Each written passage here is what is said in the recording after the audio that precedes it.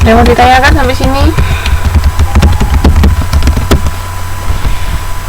Jadi kalau konflik individu ya konflik yang ada dalam diri karyawan tadi, misalnya yang konsumen marah-marah pada konsumen yang salah, tapi gimana caranya kan karyawan tetap harus bisa memberi pelayanan yang terbaik. Terus yang kedua, kalau organisasi klien itu sebenarnya perusahaan itu ada sesuatu yang salah terhadap pelayanan yang diberikan kepada konsumen. Cuman di sini konflik yang terjadi di dalam diri karyawan yaitu apakah akan tetap terus mengikuti kebijakan perusahaan atau akan memberitahukannya kepada konsumen, tapi kan dengan risiko dia akan kehilangan pekerjaan nanti. Mungkin juga bisa dia memutuskan untuk keluar karena misalnya nggak bisa melakukan dua-duanya, juga bisa. Terus kalau antar klien ya berarti konflik yang timbul dari klien yang kita miliki. Misalnya mungkin kita melayani pada waktu yang bersamaan, atau yang satu ini menunggu apa jadi lama, terus yang lain jadi komplain, itu bisa seperti itu. Terus sekarang kita lanjut ke strategi penyampaian kualitas jasa melalui karyawan, yaitu pekerjaan karyawan pada tugas yang tepat, pekerjakan karyawan pada tugas yang tepat.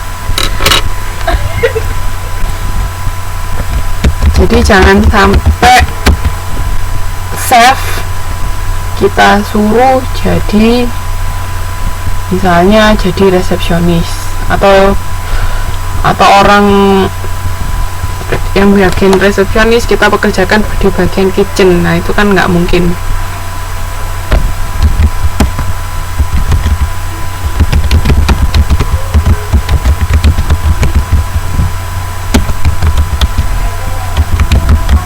Jadi harus yang sesuai dengan keahlian yang dimiliki oleh karyawan ya.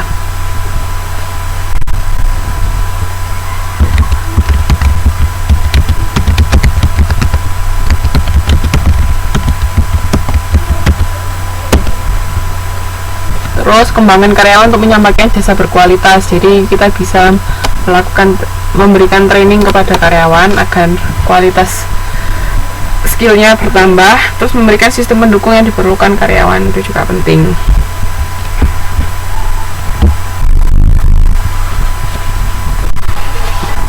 Terus pelanggan sebagai, nah ini sekarang masuk ke peran pelanggan sebagai sumber produktif, pelanggan sebagai kontributor untuk kualitas jasa dan kepuasan, sama pelanggan sebagai pesaing.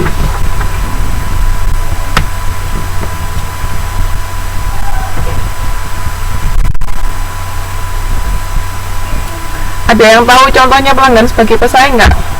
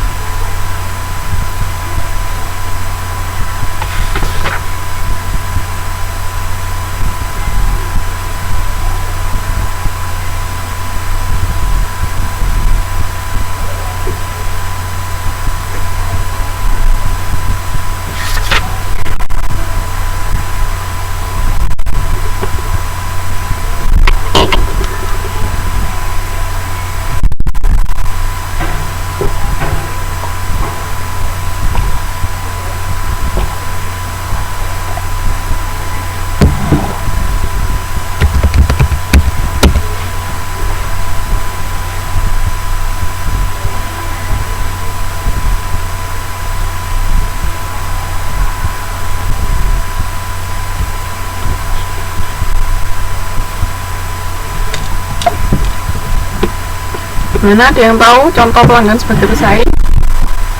Jadi kalau pelanggan sebagai sumber daya produktif itu kan karena kalau kalau perusahaan jasa masih ingat kan salah satu karakteristiknya itu inseparability, jadi tidak bisa dipisahkan antara produksi dan konsumsi. Nah Kalau misalnya pelanggan bisa bekerja sama dengan baik, otomatis kualitas jasa yang diberikan akan semakin baik. Itu pelanggan sebagai sumber daya yang produktif, jadi dia juga membantu dalam proses pemberian jasa.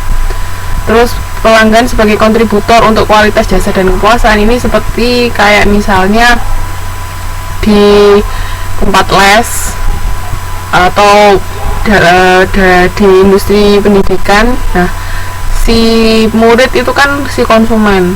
Nah, kalau misalnya konsumen si murid ini nggak mau belajar, dia bisa tambah pintar nggak? Kan nggak mungkin. Jadi dia harus benar-benar berkontribusi terhadap kualitas jasa dan kepuasan yang mereka dapatkan. Jadi kualitas jasa akan meningkat. Jadi materi yang diberikan kepada murid itu akan bermanfaat bagi murid apabila murid juga mau belajar sendiri. Itu jadi pelanggan sebagai kontributor untuk kualitas jasa dan kepuasan.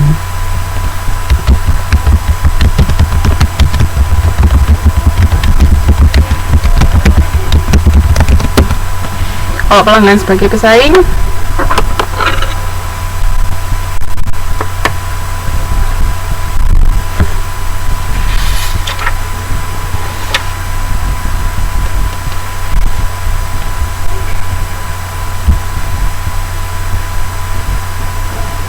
kenapa?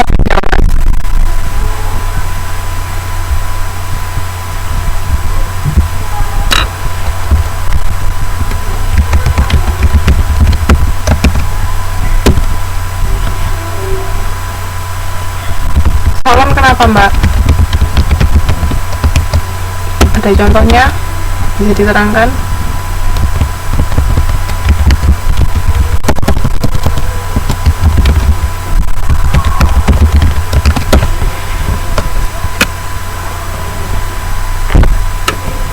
Jadi pelanggan sebagai pesaing.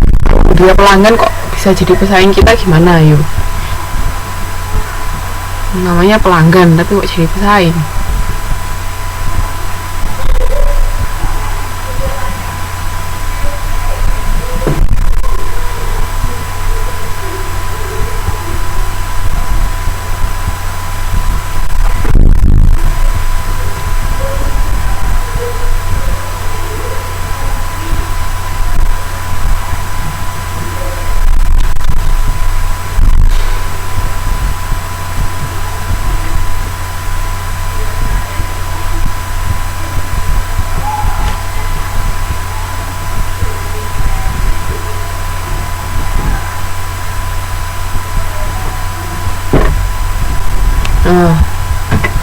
Oke, bisa kayak gitu ya.